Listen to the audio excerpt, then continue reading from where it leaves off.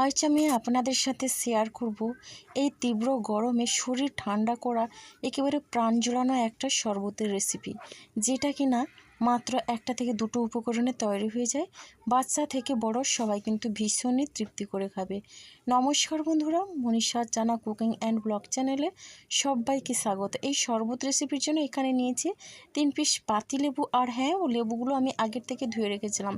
এখন আমি লেবুগুলো কেটে নিচ্ছি, তবে আমি দুটো লেবু কেটে নেব আর একটা কিন্তু গোটা রাখবো। তো দেখুন, এখানে কিন্তু মোটামুটি লেবুগুলো আমি কেটে নিলাম। এখন শরবত বানানোর জন্যে এখানে নিয়েছি একটা মিক্সি জার। এবার মিক্সি জারের মধ্যে আমি সমস্ত লেবু দিয়ে দেব, গোটা শুদ্ধ কাটা সব লেবুই এখানে আমি দিয়ে দেব। তো বন্ধুরা, এই লেবুর শরবতটা কিন্তু আমরা খোসা না দিয়ে করে থাকি, শুধুমাত্র লেবুর রস দিয়ে। তবে আজকে লেবুর খোসা দিয়ে একটা শরবত বানাচ্ছি। এটা কিন্তু হায়দ্রাবাদের একেবারে প্রসিদ্ধ একটা শরবত রেসিপি। একবার হলেও ট্রাই করে দেখবেন, ভীষণই ভালো লাগবে। অনেক রকমভাবে আমরা লেবুর শরবত ব্যবহার করে খেয়ে থাকি, তবে এইভাবে একবার হলেও ট্রাই করবেন, দেখবেন ভীষণই ভালো হয়। সমস্ত লেবু দিয়ে এখানে কয়েকটা কিউব আমি বরফ দিয়ে দিচ্ছি। এবার বরফটা দিয়ে এখানে দিয়ে দিচ্ছি হাফ চামচ পরিমাণে লবণ। রেগুলার যে লবণটা ব্যবহার করি তো সেই লবণই দিলাম, আপনারা চাইলে বিট লবণও দিতে পারেন।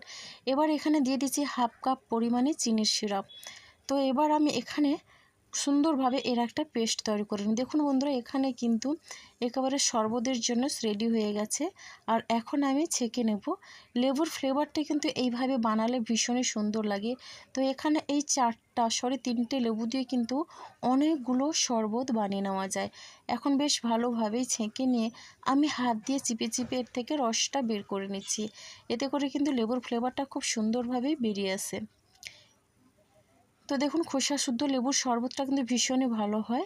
এখন এখানে আমি দেখিয়ে দিচ্ছি এটা কতটা ঘন হয়েছে। তবে আমি কিন্তু এখানে জল মিশিয়ে শরবতটা বানাবো। এটা কিন্তু আপনারা চাইলে ফ্রিজে রেখে দিতে পারেন, স্টোর করে যে কোনো সময় আপনারা শরবত খাওয়ার ইচ্ছে করলে খেতে পারেন। এবার এখানে দুটো গ্লাস নিয়েছি, দুটো গ্লাসের মধ্যে সামান্য পরিমাণে দিয়ে দিচ্ছি লবণ।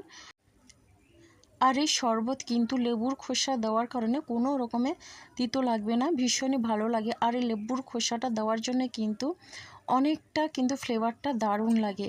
তো এখন দেখুন, লবণটা দিয়ে বেশ ভালোভাবে মিশিয়ে নিচ্ছে।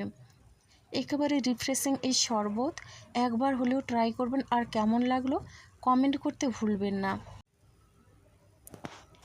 রেসিপিটা ভালো লাগলে লাইক, কমেন্ট, শেয়ার এবং সাবস্ক্রাইব করে আমার পাশে থাকবেন।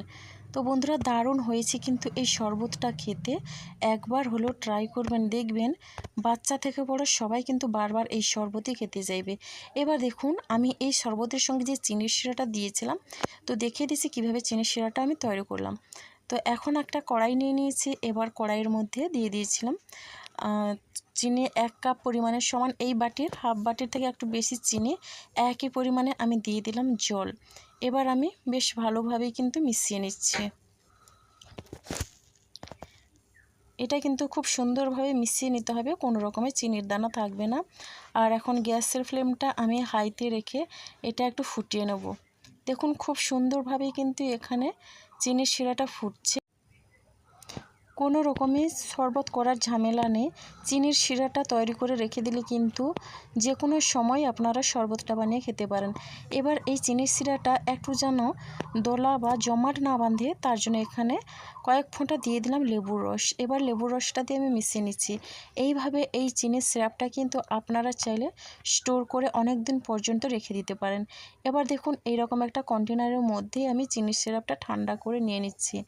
তো এই পদ্ধতি একবার হলেও আপনারা ট্রাই করবেন, দেখবেন এই রকম পদ্ধতিতে যদি লেবুর শরবত বানান, এখানে কিন্তু ভীষণই ভালো লাগবে। বাড়িতে কোনো অতিথি এলে আপনারা যে কোনো সময় খুব সহজে এই শরবত বানিয়ে খাওয়াতে পারেন। তো এইভাবে কিন্তু স্টোর করে রাখা যায়। তো বন্ধুরা, আজকের রেসিপিটা আমার এই পর্যন্ত। আগামীকাল আসবো আবারও একটা নতুন রেসিপি নিয়ে। আপনারা সবাই সুস্থ থাকুন, ভালো থাকুন। অসংখ্য ধন্যবাদ আর ভালোবাসা রইল।